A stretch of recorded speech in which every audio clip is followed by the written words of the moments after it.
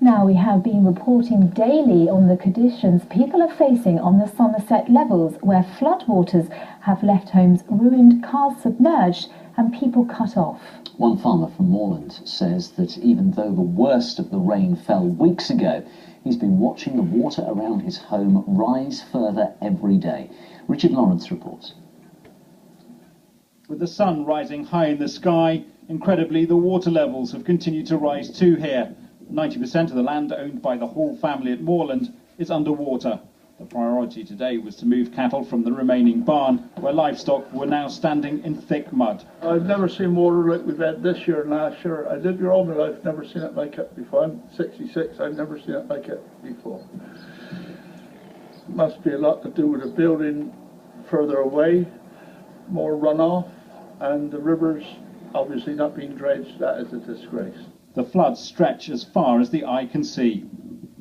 Well, ordinarily this would be the start of a public footpath and, of course, a local road, but as you can see, no one can predict when they'll reopen. In the time that we've spent here, several hours, we haven't seen water levels drop at all.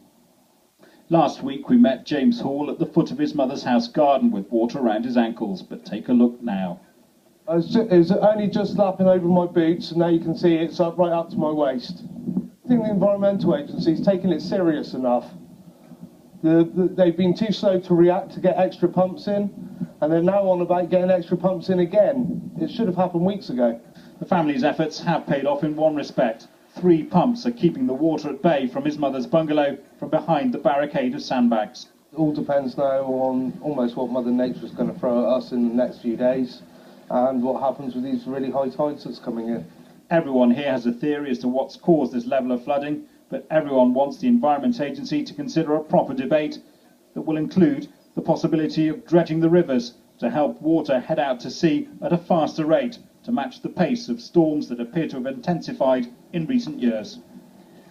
Richard Lawrence reporting there. Well, the Environment Agency has started pumping the water away, but the floods cover a huge area spreading out across Moorland from Muchelney, a village that has effectively been an island since Christmas.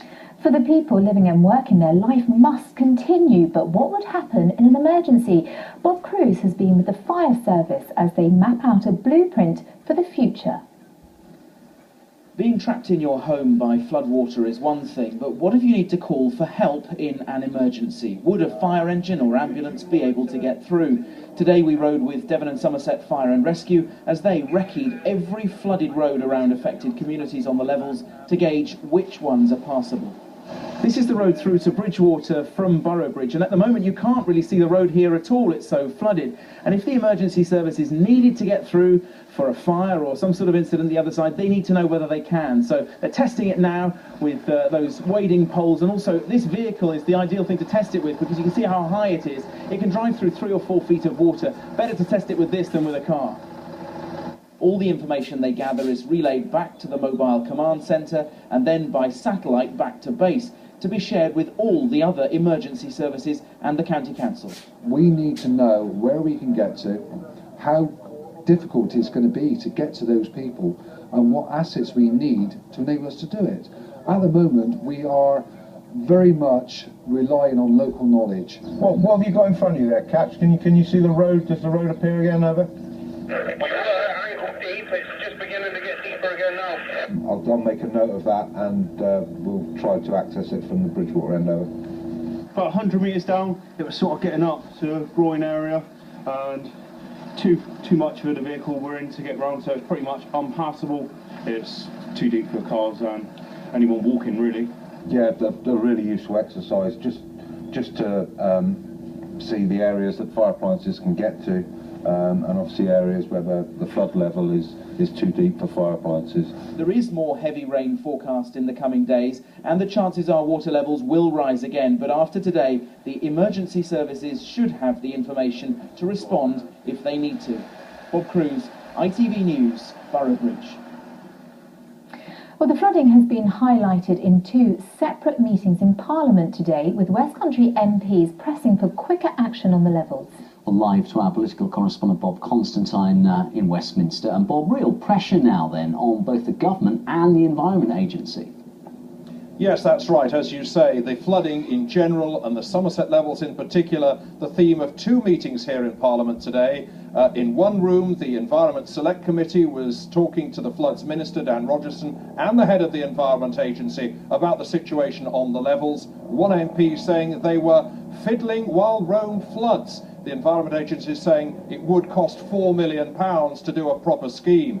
Then meanwhile, in a room down below, the Bridgewater MP, Ian Liddell-Granger, had a debate in which he was giving another minister a hard time over the perceived lack of action on the levels. But I'm afraid we've had enough. We're not going to put up with this year in, year out. It's not a 100-year event now. It's happening every year. I'm afraid now, Minister, this is the time for action.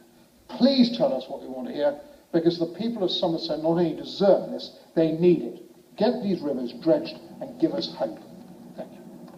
Give us hope. Well, I'm joined by the Taunton Deane Liberal Democrat MP Jeremy Brown, who is sporting a new look for the new year. And what did you feel you got from the Minister today, because your constituency is largely underwater as well as Mr Liddell-Granger's? Well, that's right, and I've been talking to residents and businesses and farmers on the levels, and they make a number of points. One of them is about managing the whole river catchment area of the Tone and whether new house building in Taunton is making a difference to flooding. People talk about other concerns they have about pumping, but the number one issue that keeps coming up is dredging the rivers properly. Both the Tone and the Parrett are only running at about 60% of their capacity. So the big message that I'm trying to make, and other Somerset MPs are trying to make to the government and the Environment Agency, is that we must have those rivers dredged, because we are getting these floods now almost every single year. One argument seems to be that it's not actually cost effective when you look at all the other flooding issues around the country, and it actually might have an impact on the built-up area of Taunton. Well, there are costs, and it's right to acknowledge that, but there are also big costs to businesses and farmers of having the flooding that's going on at the moment. The road is closed for weeks on end. There are pubs, for example, where their customers can't get there to buy meals, people can't get to work, their children can't get to school, and there's a cost for the farmers of having to re-sow the fields, to plant new grass seed, for example, as well. So I do think we need to look at the costs in the round, but these used to be rare events. They were happening every few decades. They're now happening every year, so we do need a new solution for flooding on the levels.